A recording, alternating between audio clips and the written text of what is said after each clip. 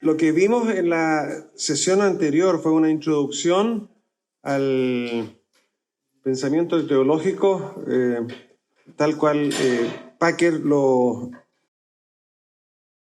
entrega. Hoy día entonces el método que usa él nos ha dicho que es un evangélico y vimos las marcas que él va siempre a priorizar. Primero es la prioridad de la Escritura. Segundo, la centralidad de la cruz. Tercero, el llamado a la conversión, el sentido de misión. Y por último, el sentido comunitario. Esas son las cosas que siempre tú tienes que tener en mente cuando estás escuchando a Packer en este libro. Ahora vamos a ver la Reforma Inglesa, la época histórica del siglo XVI, en los años 1500. Esto podría ser casi una clase de historia, pero yo quiero que sea algo que siempre nos entrega información, pero que también nos desafía espiritualmente. Entonces vamos a orar para que esto no sea una clase de historia, sino que sea algo que le habla a nuestro corazón. Te damos tantas gracias, Señor, por el amor y la misericordia que nos has demostrado al darnos una vida que es plena y abundante a tu lado.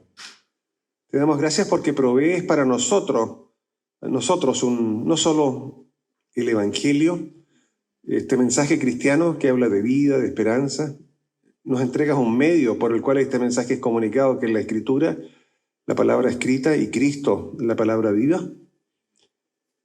Y te damos gracias porque esto se puede ver cómo se hace realidad en diferentes comunidades. Gracias por la comunidad que nos congrega, que es la Iglesia Anglicana. Y te pedimos, Señor, que al estudiar esto no nos preocupemos tanto del anglicanismo, sino que de la fe de la Iglesia, que es la fe en Cristo. Te lo pido en el nombre de Jesús. Amén. Mira, lo que yo estoy diciendo es que los grandes cambios, creo que esto no es de Packer, esto es mío, pero es algo que yo veo al leer a Packer. Estoy consciente de que los grandes cambios, o sea, las revoluciones son siempre dramáticas, violentas y muy sangrientas. Piensa tú en toda revolución, tiene esas características. La Revolución Francesa es así. Y todo tipo, la Revolución Rusa es así. Todas las revoluciones tienden a ser muy violentas y se produce un nuevo paradigma que está bañado en sangre. Eso es característico de una revolución.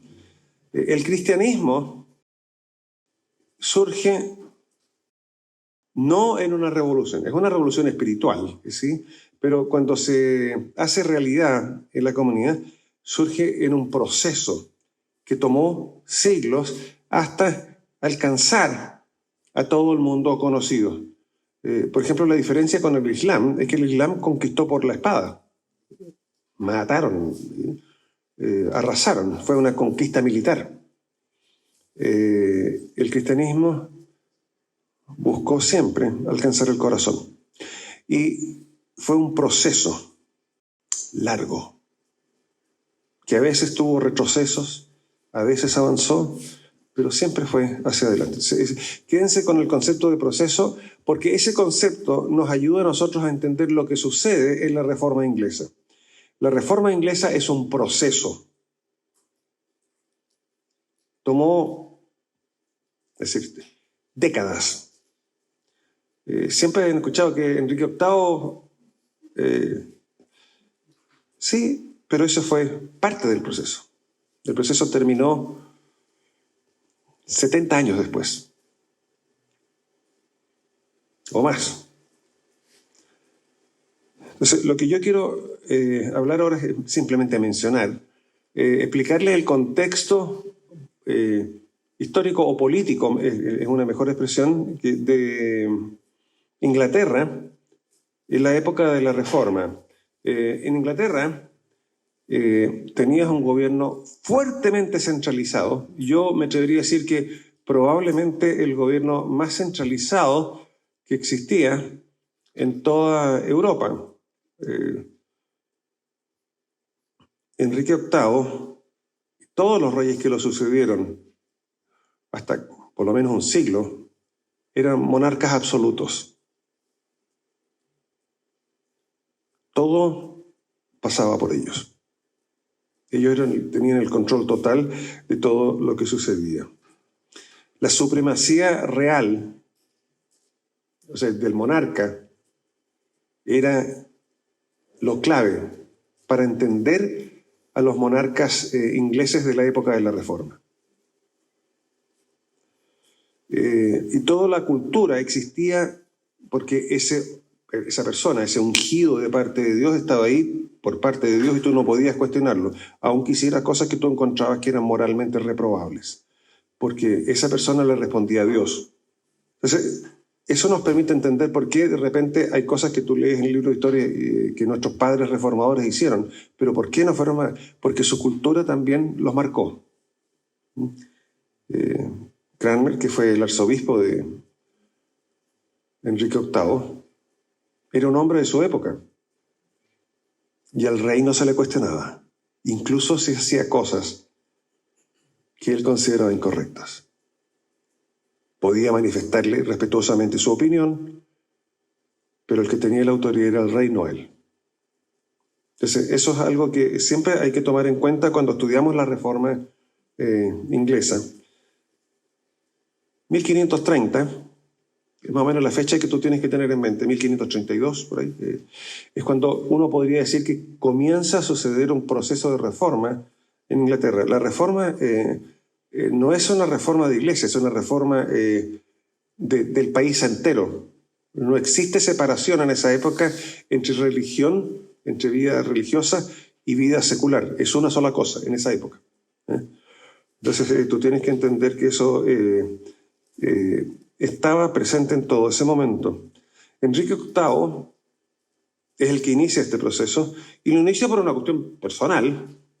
Quería un heredero varón y no lo tenía. Su mujer había tenido varios abortos y él quería un heredero varón porque Inglaterra, un par de generaciones atrás, había vivido décadas en una guerra civil muy sangrienta, en que se mataban sin asco por que no había, en algún momento no hubo un heredero al trono directo. Entonces él estaba muy preocupado de que, qué va a pasar cuando yo me muera. Y buscaba un heredero varón. No estoy diciendo que fuera un hombre santo, era un caballero horrible. Hizo cosas que no... Nadie estaría de acuerdo. Nosotros no, ninguno de nosotros va a defender a Enrique VIII. Lo que Enrique VIII quiso hacer simplemente fue un cambio administrativo en que se le permitiera a él lograr sus objetivos, que Roma no le estaba permitiendo. Entonces él encontró, yo soy el representante, soy el monarca de este país, tengo toda autoridad, y eso significa que también tengo la autoridad espiritual sobre el país. Soy el responsable de escoger los hombres que van a dirigir la iglesia en el país. Un cambio administrativo. Eso fue lo que hizo Enrique VIII. No hizo nada más. Él sacó al Papa y se puso a él como cabeza administrativa de la iglesia.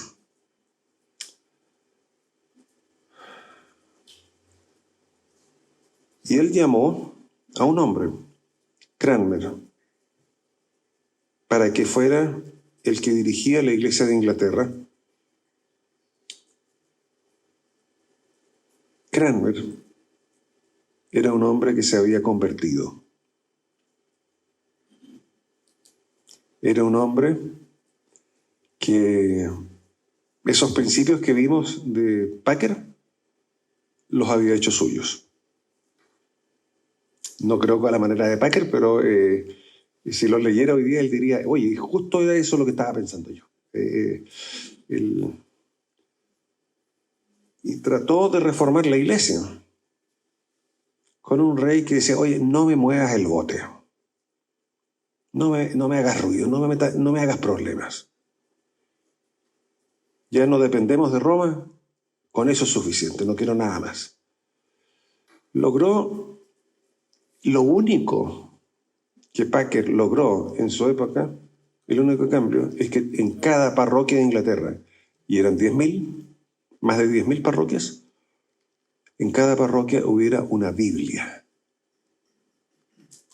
Por primera vez en la historia de la nación, la gente podía ir a la iglesia y si alguien sabía leer, que era una minoría, había una Biblia y tú podías escuchar que te leyeran la Biblia en tu propio idioma. Y eso fue lo único que Cranmer logró mientras fue el arzobispo de Enrique VIII, poner una Biblia en la iglesia, la gran Biblia, que era una Biblia enorme.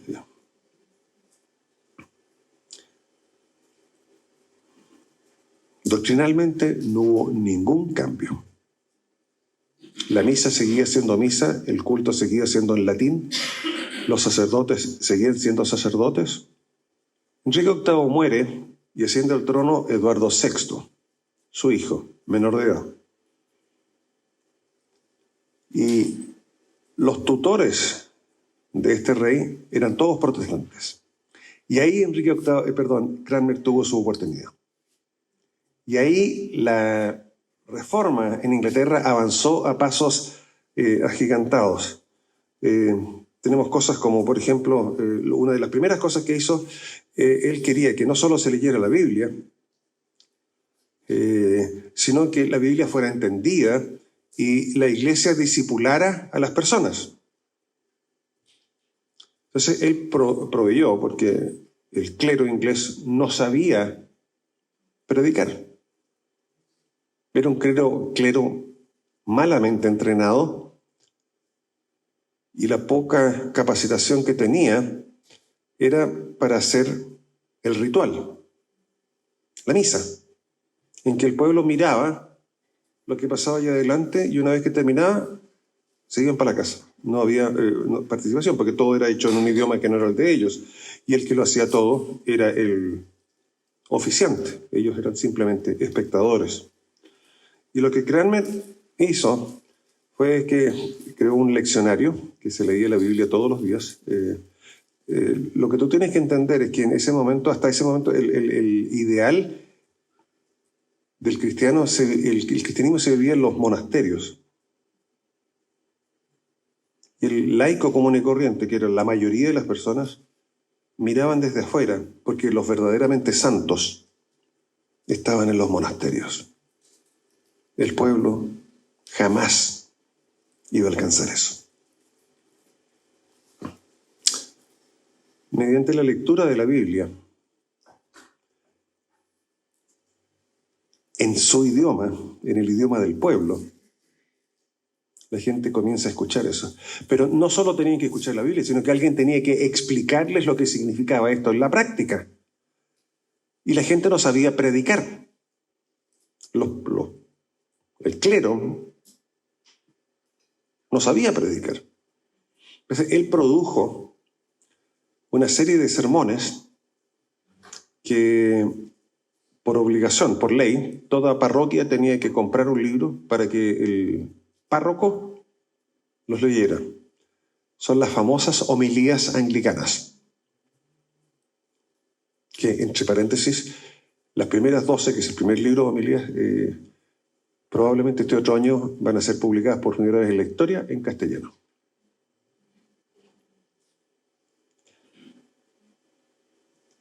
Y si tú lees las homilías, especialmente las primeras 6, son absolutamente doctrinales. La primera es la importancia de la escritura.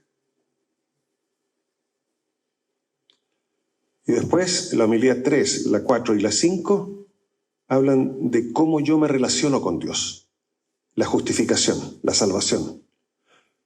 El lugar de las buenas obras en el proceso de justificación. Y cosas así. Entonces, No sé si te das cuenta que poco a poco comienza a reformarse el país. Y la idea, el sueño de Cranmer, tú lo puedes ver, es que él quería evangelizar al país mediante sacar el centro de santidad de los monasterios y llevarlo a la parroquia. La parroquia donde iba todo el mundo, porque tú por ley estabas obligado a ir a la iglesia. Si no, tenías que pagar una multa. ¿Sabías eso, no? Y si querías ir a la parroquia del lado, también te sacaban una multa. Tenías que ir a tu parroquia.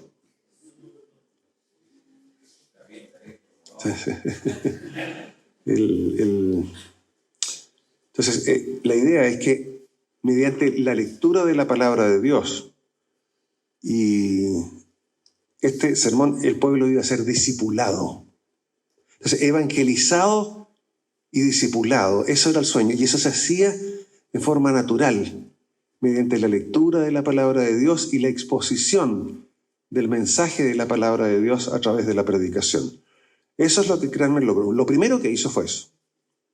Y trabajó fuertemente en producir un libro, sacar el misal y hacer algo reformado. Primero le fue más o menos. El libro Oración Común de 1549 tenía hartas mezclas, pero Cranmer era una persona que uno podría decir que no era muy capo en cosas, pero si algo tenía es que era capaz de escuchar.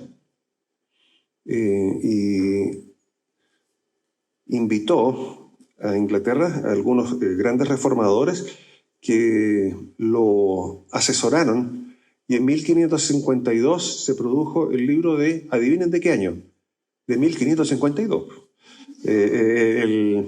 Y que el libro de 1662 es casi exactamente igual. Hay un par de palabras, no más que son tres, creo que son 3 o 4 palabras, especialmente en la Santa Cena. Y ese es el libro que es esencialmente reformado. Y eso se nota en la manera en que se entiende la Santa Cena, la comunión. Un resumen de lo que sucede en la época de Enrique. Aquí es que Cranmer buscó la importancia de leer la Escritura, eso es claro. Segundo, que la gente entendiera que el pecado era universal y que Dios necesitaba trabajar en tu alma. La salvación de la humanidad es por fe, justificación por la fe, que es un principio reformado. La naturaleza de la fe. No es mi fe la que me salva. Mi fe es confiar única y exclusivamente en lo que Cristo ha hecho por mí. Incluso esta confianza es un don de Dios. Por algo es por gracia. Y todo esto virtuosamente se ve reflejado en el amor y en la caridad dentro de la comunidad.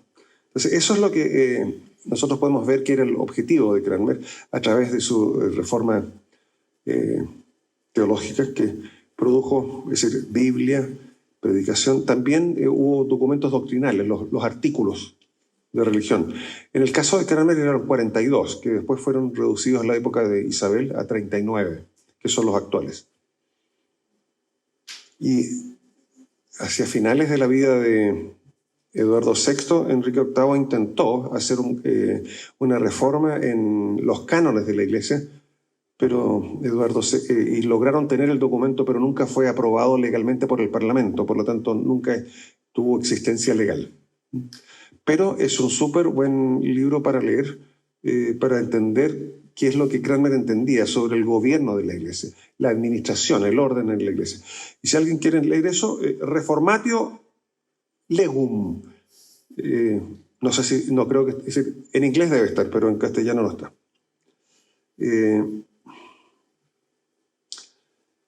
Cranmer buscó que la Iglesia reflejara lo que se ve en la Escritura. Estaba en ese proceso y a los 16 años de tuberculosis murió Eduardo VI y asciende al trono Bloody Mary, hija de la reina repudiada, visceralmente católica romana. Y su tarea en la vida fue vengar a su madre. Borrar todo aquello que había alejado a Inglaterra de Roma. Cranmer murió, muchos de sus obispos murieron, pero interesantemente, toda esa violencia generó el efecto contrario. La gente dijo, esto no me gusta. Y María fue reina por solo 6 años, después vino Isabel. Y el pueblo dijo, esta cuestión de puros líos, pura violencia, pura sangre no nos gusta, queremos algo más en paz. Isabel era protestante y ella lo que buscó fue un asentamiento, algo que... ¿Qué es lo que el pueblo quiere? Porque eso es yo lo que le voy a dar. Y el pueblo quería una fe reformada, pero no una fe extremista. Ese concepto téngalo siempre. Una fe reformada, pero no una fe extremista.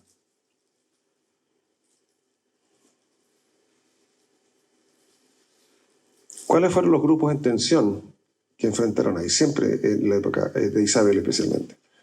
Los católicos romanos, especialmente en la primera etapa del gobierno de la monarquía de Isabel. Pero después de la derrota de la Armada Invencible,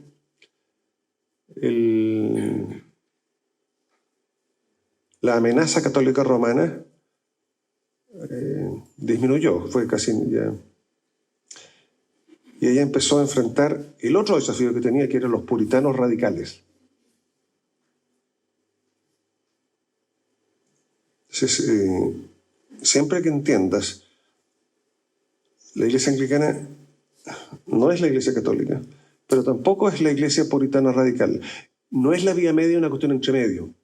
La Iglesia anglicana es explícitamente reformada, pero no es radical. Lo que se estaba rechazando era la radicalización de la reforma, no la reforma. Explícitamente ellos eran protestantes, toda su liturgia, toda su expresión doctrinal era reformada, lo que no era extremista. Y eso es la reforma inglesa. Los grandes reformadores ingleses, voy a mencionar los nombres. Tyndale, que fue el primer traductor de la Biblia, murió quemado. Hubo un grupo en la Universidad de Cambridge, cuando estaban todos estudiando su pregrado, que se juntaban en una taberna a tomar té. ¿Me creen que tomaban té o no? No, no tomaban té.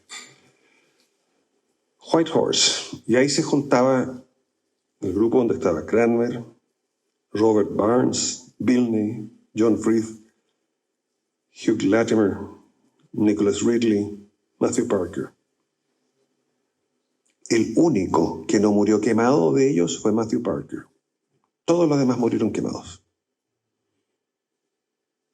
O por Enrique VIII, porque algunos de estos se fueron por el chorro y empezaron a desafiar al rey. Y a un monarca absoluto, tú no lo puedes desafiar porque te va a llegar. Anda a hacerle algo a Putin hoy día en Rusia, porque él es como un monarca absoluto, te va a llegar. Bueno, allá era peor. Ese grupo estableció las bases de la reforma anglicana y tuvo también apoyo de personas extranjeras. Cranmer invitó a teólogos reformados, Martín Bucero y Pedro Mártir Vermigli, que le apoyaron. Otros más, hay muchos más, pero esos son los nombres más importantes. Martín Bucero fue el gran asesor de Cranmer para la producción del libro Oración de Común de 1552, que es el libro básicamente que nosotros tenemos hoy día. El libro chileno es muy apegado al libro de 1662. Oren para que el próximo libro chileno sea tan apegado como ese.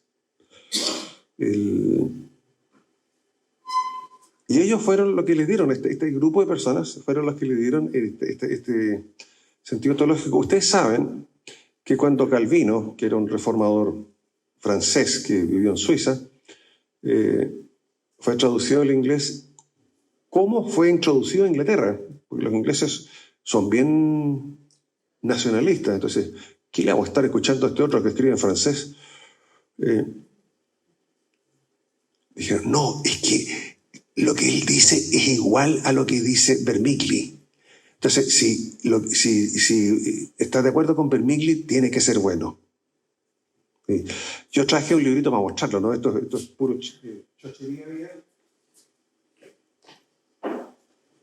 Esto es el estudio de Vermigli, que está escrito. Un grupo de evangélicos se encargó de rescatarlo.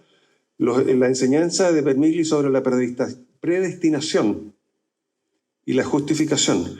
Cuando se dice que la iglesia anglicana es calvinista, es incorrecto. La iglesia anglicana es reformada.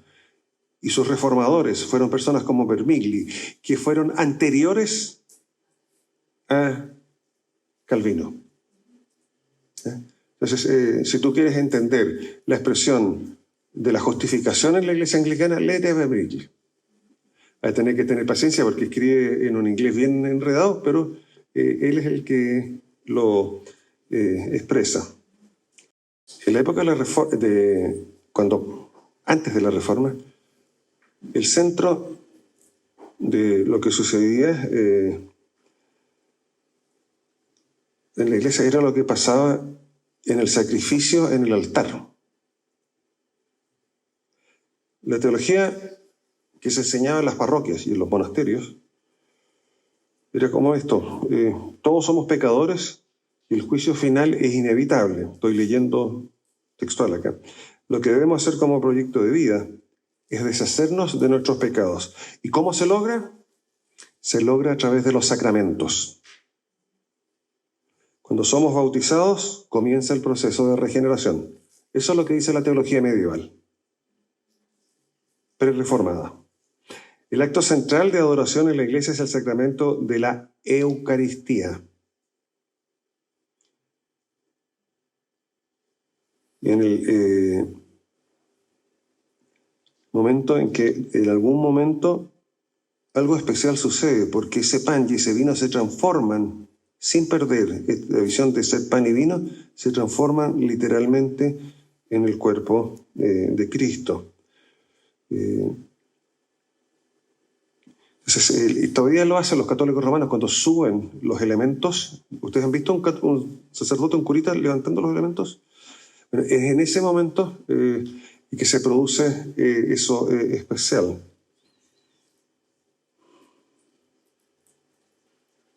Si un sacerdote les explicara a la comunidad que estaba viendo, y no lo hacían mucho, diría que por participar en la misa tú recibías el perdón y la restauración hasta ese momento. Entonces había que participar activamente en la misa. Y de alguna manera también en ese proceso de perdón se recibía un cambio, es decir, ánimo, salía fortalecido.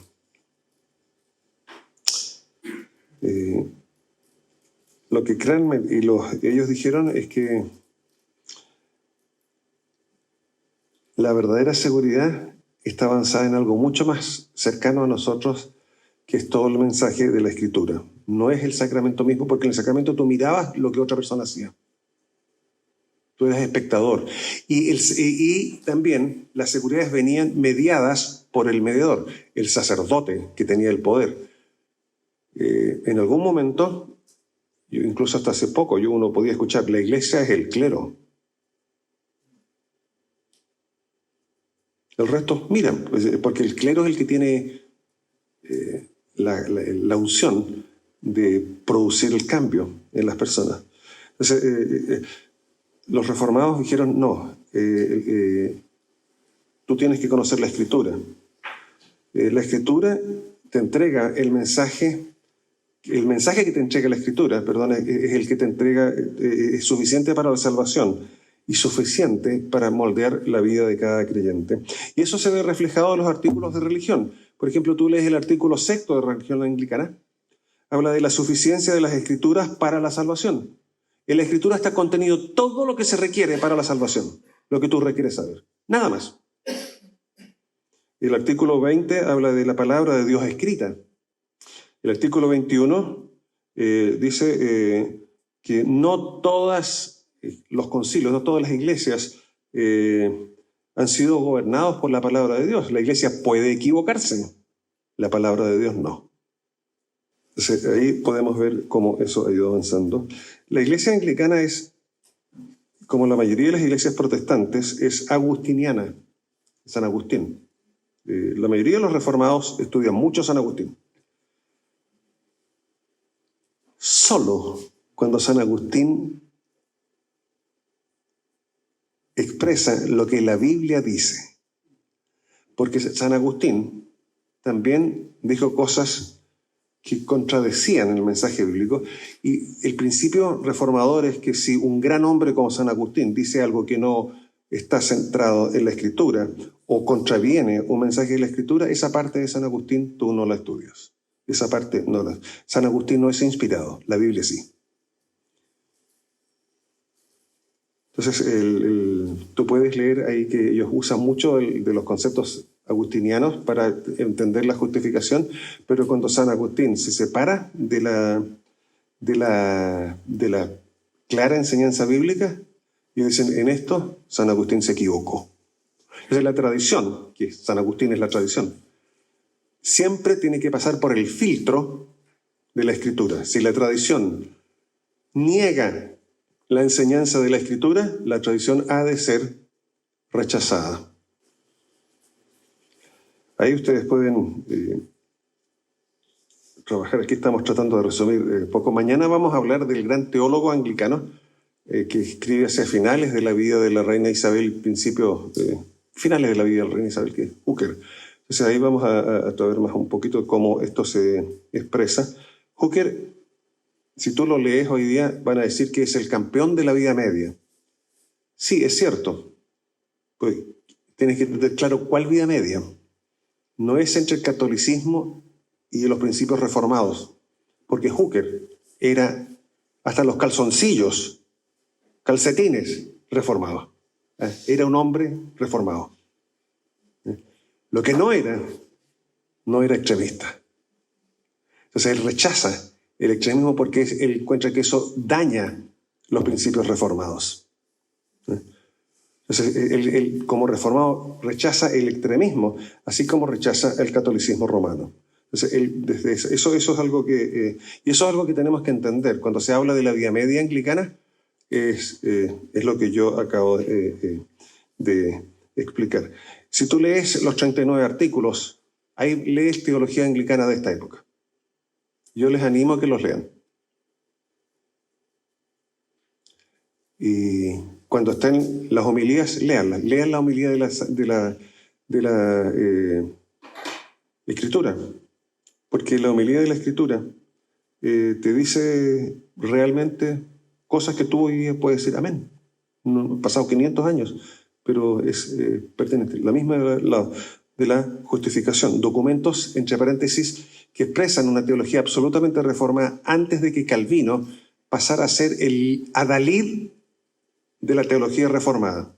Entonces, lo que estoy tratando de decir es que la iglesia anglicana alcanzó su cohesión reformada antes de que Calvino se apropiara. Los calvinistas, porque Calvino murió antes que eso sucediera, los calvinistas se apropiaran diciendo nosotros somos los únicos reformados. No, yo soy reformado, súper reformado, pero no soy calvinista. Y eso es la reforma anglicana. Creo que son como 35 minutos. Entonces ahora viene la época de las preguntas y como lo hicimos, pasan para acá adelante para que yo los escuche súper bien y pregunten. Probablemente la manera en que yo lo expresé es diferente a lo que lo han escuchado por otros, pero no lo estoy hablando yo, aquí es Packer que está hablando, yo aquí fui leyendo lo que dijo Packer, pero expresa exactamente lo que yo pienso. Esa es la... sí. Entonces, cualquier pregunta, ahí van a traer el micrófono o no. ¿Cuándo ocurre esa influencia católica de la transubstanciación? Ya que usted hacía mención hace unos minutos atrás en relación a los Santa Cena, bautismo. ¿Cuál es el término técnico? Son los sacramentos. Los sacramentos, sí. Eso era lo normal en la teología, en la eclesiología medieval. Y lo que sucedió es que nuestros padres reformadores leen la Biblia y permiten que la Biblia ilumine su tradición y se dan cuenta que los sacramentos no están reflejando la seguridad que entrega la Biblia, sino que están entregando seguridad basado en algo que la Iglesia controla. O sea, al final, el que tenía el control de la salvación, se decía Cristo, pero en la práctica era la Iglesia, el sacerdote. Entonces, los padres reformadores, al ser iluminados por esta enseñanza bíblica, ellos rechazan ese sacramento, esa comprensión del sacramento. No rechazan los sacramentos, sino que los sacramentos son analizados correctamente. Los sacramentos son símbolos del Evangelio. Cuando tú ves a una persona ser bautizada, tú ves ahí el Evangelio. Una persona se acerca a Dios, yo me acerco, dependiendo total y exclusivamente de la misericordia de Dios, y Dios, por gracia, es el que me restaura y me cambia. Eso es lo que tú ves cuando estás participando en un sacramento. Y cuando participas en una Santa Cena, tú te acercas, te paras. Esto es importante porque el anglicano se para y pasa adelante a la mesa. A la mesa de Dios. No es que Dios viene a ti, tú estás sentadito y recibís tu pan en tu puesto, porque hay como que Dios te viene a servir a ti. No, el que se para es uno, el que va a Dios. Y ahí yo me puedo acercar por gracia. Eso es lo que decimos. No soy digno de recibir estos elementos. Pero me acerco como un indigno que es dignificado por el Evangelio, por Cristo, y que Él es el que me transforma y yo puedo acceder a la mesa. Entonces, ese es el concepto protestante reformado que la Iglesia Anglicana defiende hoy día. Entonces, la Santa Cena hoy día para nosotros, al igual que el bautismo, son señales visibles del mensaje central de la fe cristiana, que es el Evangelio. La Santa Cena es cristocéntrica, no pastorcéntrica, ni es cristocéntrica. El que tiene que brillar en la Santa Cena es Cristo. Eso es lo que los padres reformadores quisieron decir, Julio. ¿Alguien? ¿Preguntas? ¿Comentarios? ¿Alguien que quiera alguna cosa que la ampliemos más? Hola, buen día. Buenos días. Quisiera comentar respecto a si es mito o leyenda de este tipo de la Iglesia Anglicana, de la razón, de la tradición y de la Biblia, que se dice que es parte de la descripción de la Iglesia Anglicana. Y la otra pregunta, quizás usted sabe, respecto de los reformadores continentales que trataron de comunicarse con Cranmer. Creo que de la tradición luterana, Melanchthon, no estoy seguro si de la tradición calvinista el mismo Calvino trató de hacer, por así decirlo, una especie de concilio ecuménico. No sé si sabe de eso. Sí, lo primero era los tres, ya, la tradición, es decir, la escritura, la tradición y la razón. Siempre han existido. Lo que yo me atrevería a decir, que Packer lo dice cuando habla, lo que sucede es que la estrella es la escritura.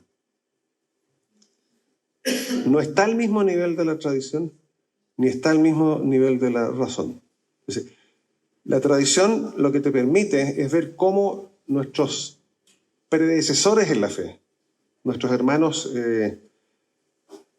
enfrentaron las situaciones de su vida y cómo a través de aplicar principios bíblicos enfrentaron las situaciones de su vida. Entonces, por eso nosotros investigamos la tradición. Nosotros somos en ese sentido una iglesia histórica. Podemos ver cómo, especialmente en temas doctrinales, cómo los grandes hombres de la iglesia buscaron entender la seguridad de la salvación. Entonces podemos trabajar en eso. Y la razón es que es esa capacidad que Dios te da de poder entender todo este proceso. La razón no es el evaluador, porque mi sentido común no es el que corta el queque final. La razón es lo que permite entender ese mensaje que está en el Evangelio y cómo es aplicado por aquellos que nos predecieron en la fe. O sea, ahí están los tres elementos. Cuando tú pones al mismo nivel los tres, ¿quién sale perdiendo? La Escritura.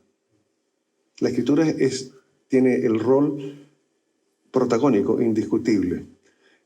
Normalmente lo que sucede es que las tres grandes tradiciones dentro del mundo protestante, anglicano, perdón, se divide que el mundo evangélico tiende a usar el ejemplo que yo he dado. Es decir, nosotros reconocemos los tres elementos, y de la manera en que yo lo expliqué. Hay otros que dicen que la tradición, que es analizada por la Iglesia, es la que manda. Sí, pero la tradición en realidad tiene tanto autoridad como la Iglesia, que eso es lo que vemos hoy día en el catolicismo romano, en el anglo-catolicismo dentro de la Iglesia anglicana. Entonces la tradición tiene tanto valor como la Iglesia. Por ejemplo, si tú conversas con la autoridad del Papa en el mundo católico romano, dice, no sale la Biblia, pero es algo que la Iglesia discernió que tiene, cuando él habla ex cátedra, lo que él está diciendo es palabra de Dios. Entonces eso pusieron a la tradición al mismo nivel de la Escritura. La Escritura no avala eso. Por lo tanto, los anglicanos reformados no lo compran. Y el mundo liberal analiza todo a la luz de la sabiduría humana, la razón. Y el juez final de todo lo que sucede no es la Escritura, porque la Escritura expresa es como que le sacaron una postal a un momento, es decir, una foto de un momento hace 2000 años atrás, pero eso no expresa el principio general. Entonces tú puedes ver cómo esas personas, pero se pueden haber equivocado. Y en el tema, por ejemplo, de sexualidad humana, se equivocaron. Eso es lo que te va a decir el que está basado en la razón. Y entonces, al final, la autoridad la tiene la razón. Y tú puedes ver que las diferentes expresiones eclesiológicas son totalmente diferentes. Habiendo dicho eso, el primer punto, que la Escritura tiene preeminencia absoluta y nosotros nos acercamos a ella mediante también la historia, la tradición y los sentidos que Dios nos dio, la razón. Ese era algo compartido con los reformadores, no solo ingleses, sino que continentales. Y una de las cosas que nosotros tenemos que entender es que nosotros pensamos que nosotros a través del WhatsApp nos comunicamos con todo el mundo. Bueno, esta gente tenía un activísimo intercambio epistolar. Se escribían cartas todo el tiempo. Una vez leí que Bucero escribió, no sé, miles de cartas. No sé, siempre estaban escribiendo. Entonces había mucho contenido. Y ellos intentaron producir una catolicidad protestante, que todas las iglesias fueron una, pero lo que tienes que entender es que esta reforma se produjo en contextos políticos diferentes. El contexto político en los principados alemanes era muy diferente al contexto político de las ciudades-estados en Suiza, que era muy diferente al contexto político del Estado unitario y fuertemente centralizado que era Inglaterra. Y al final los contextos políticos, sociales de cada país determinaron cómo esta reforma se vio expresada en la práctica en esas diferentes culturas. Pero los principios generales son comunes. Y eso es el principio ecuménico en que me permite ver a un hermano reformado de una iglesia suiza y verlo como hermano y como iglesia. A un luterano que tiene una eclesiología diferente a la anglicana, pero si expresa los principios reformados clásicos, podemos verlo como hermano. Eso. Gracias. Dígame. Quisiera saber si nos pudiera comentar dónde viene esta idea de la comunión anglicana y si tiene algo que ver eso con este sentido misional de la Iglesia anglicana, en el sentido de no solo llevar esta reforma en Inglaterra, sino también cruzar fronteras y evangelizar. Si está vinculado o la comunión anglicana más bien es antes de eso, ¿pudiera explicarlo un poquito? Ya, gracias. Oye, eso es súper bueno. El concepto, en realidad, lo que nosotros tenemos que entender es que el concepto de anglicanismo, como nosotros lo conocemos hoy día, surge solo en el siglo XIX. Hasta antes de eso era la Iglesia de Inglaterra, porque era en Inglaterra y en las colonias de Inglaterra, que eran parte de la autoridad total del rey inglés.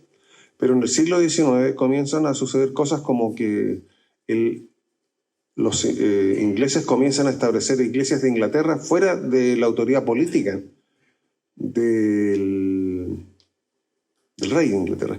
Y también hubo una colonia, una de las más importantes, que se independizó, Estados Unidos. Entonces, que ya no estaba bajo la autoridad del rey. Ellos no querían ser conocidos como la Iglesia de Inglaterra. Si se acaban de pelear una guerra contra los ingleses, no van a decir yo soy consciente de la Iglesia de Inglaterra. Entonces, en el siglo XIX se busca una manera de ver qué une a esto y crea este concepto que existía, pero se le da el significado de la expresión de la Iglesia de Inglaterra en todos los contextos. Y ahí se usó el concepto de anglicanismo. Esa es la idea. Y hay dos maneras de entender esto, el concepto de anglicanismo. Uno es que es algo totalmente nuevo, que reniega de la Reforma, básicamente. Entonces, si tú lees libros de esa corriente, estudian ellos la Edad Media y después comienzan a estudiar el movimiento de Oxford.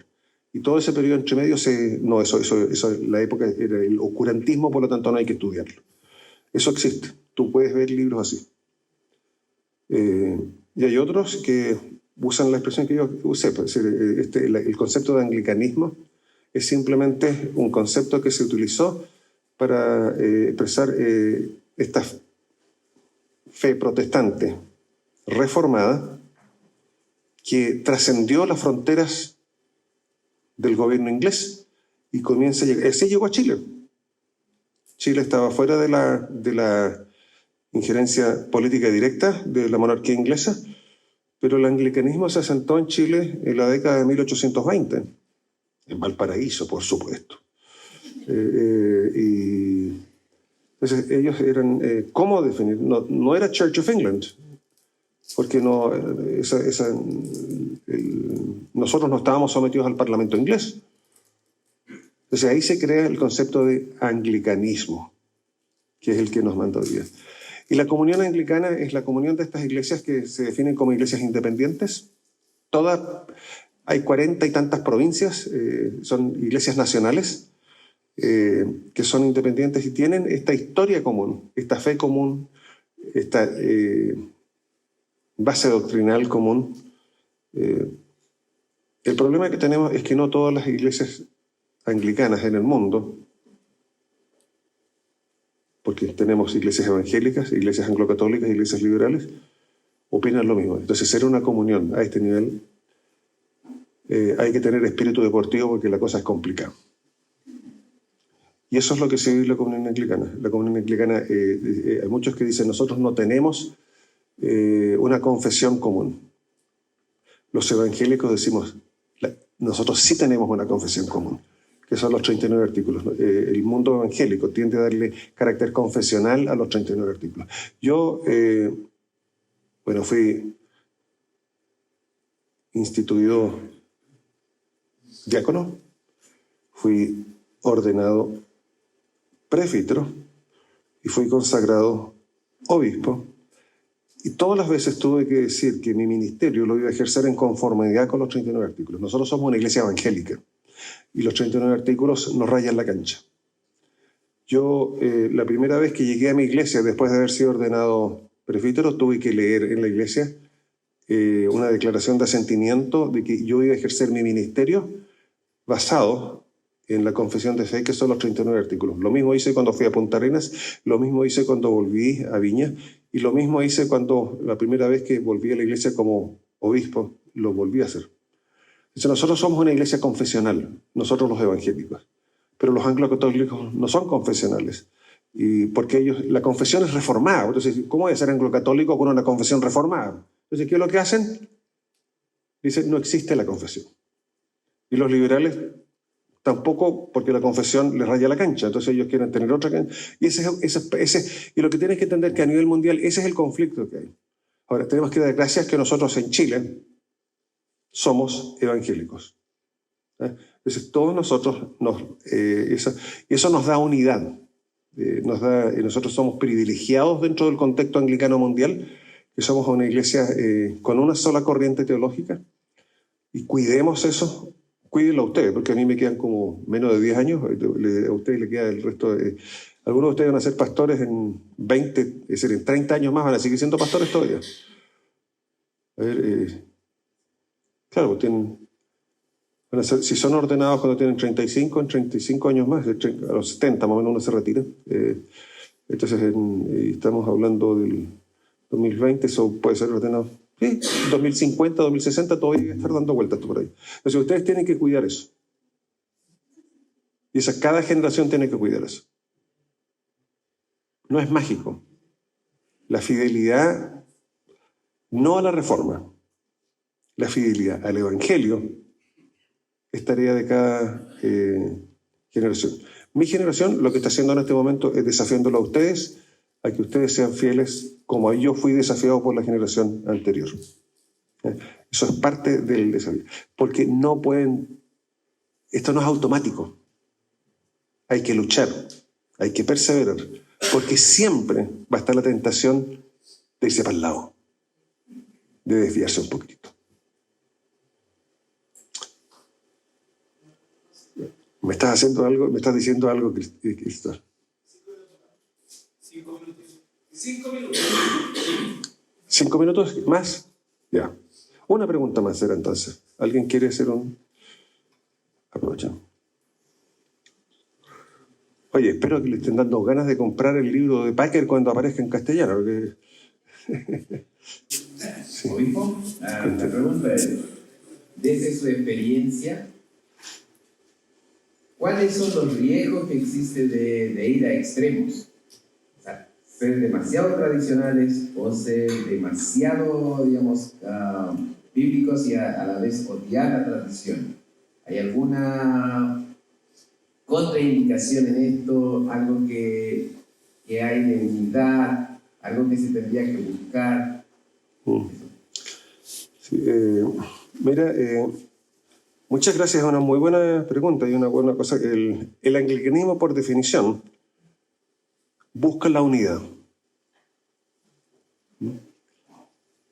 Nosotros a veces vamos a aceptar cierto nivel de tensión dentro de la comunidad porque priorizamos la comunidad y buscamos que a través de caminar juntos podamos restablecer la salud de la comunidad. A veces nuestra comunidad va a estar enferma. Nosotros siempre vamos a tener la idea de... Hay comunidades que expulsan a gente, ustedes son expertos en excomulgar.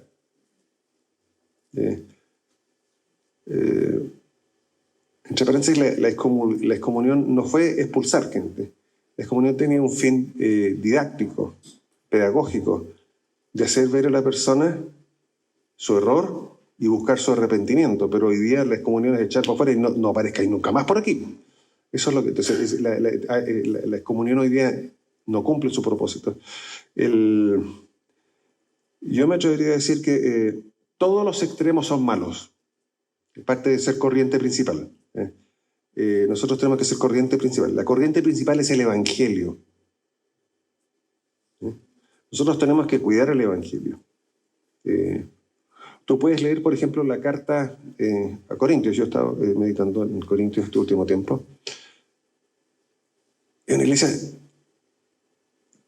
súper movida, tenía que decir, estaba todo, pero tenía enormes problemas.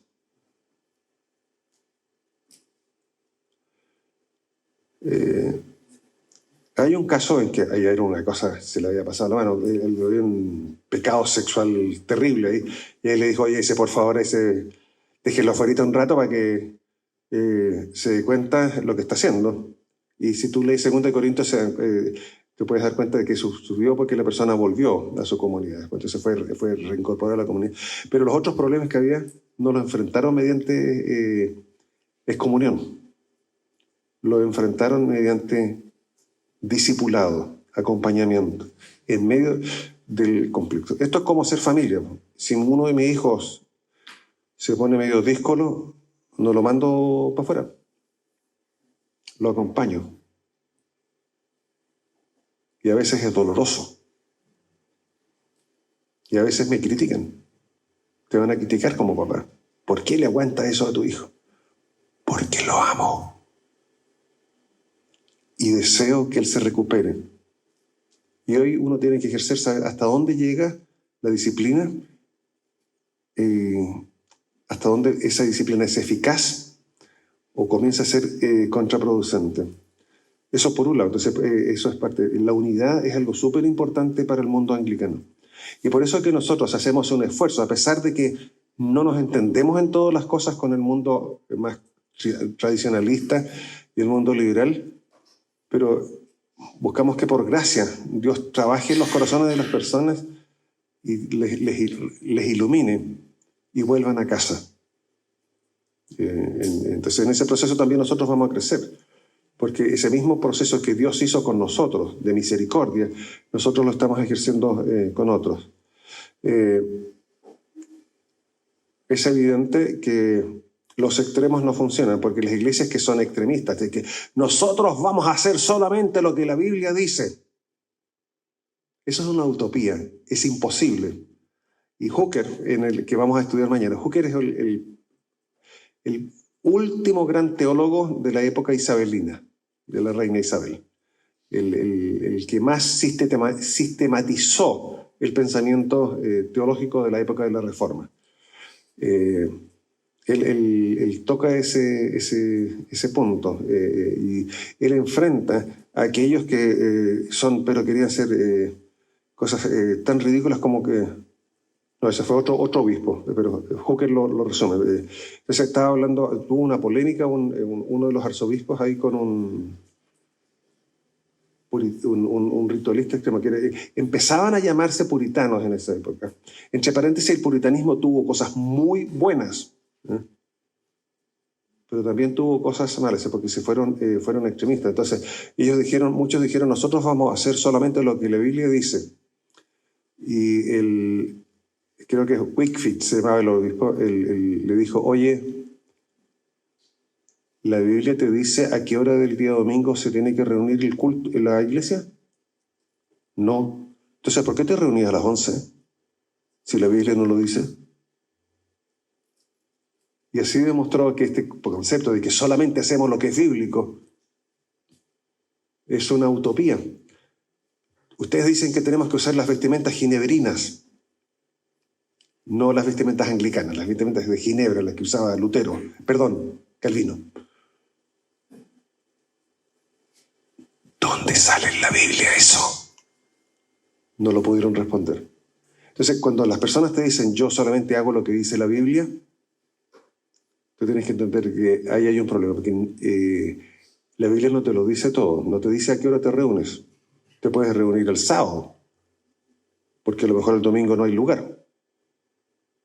Y puedes usar corbata, puedes usar esas cosas. La Biblia te dice, tiene que estar vestido, todo tiene que hacerse decentemente y en orden. Pero eso tú puedes escoger. Es decir, las mujeres que usan falda o pantalones, la Biblia no te toca el tema. Entonces ahí tú tienes que aprender a adaptar. Y ahí es cuando nosotros decimos, ahí es cuando vemos con los extremistas que dicen, nosotros hacemos solo lo que dice la Biblia. En el fondo quieren tener el control porque ellos no hacen lo que dice la Biblia. Hay muchas cosas que, como la Biblia no lo regula, ellos hacen cosas. Entonces, y ahí tienen sus propias tradiciones. Y ellos las bautizan como bíblicas. Las vestimentas ginebrinas no son más bíblicas que las vestimentas anglicanas. Entonces, esa sería mi manera de verlo. Entonces, nunca los extremos son buenos. El evangélico reformado, el protestante reformado evangélico no es extremista, siempre es de centro. No es extremista, eso no es extremista, siempre es de centro.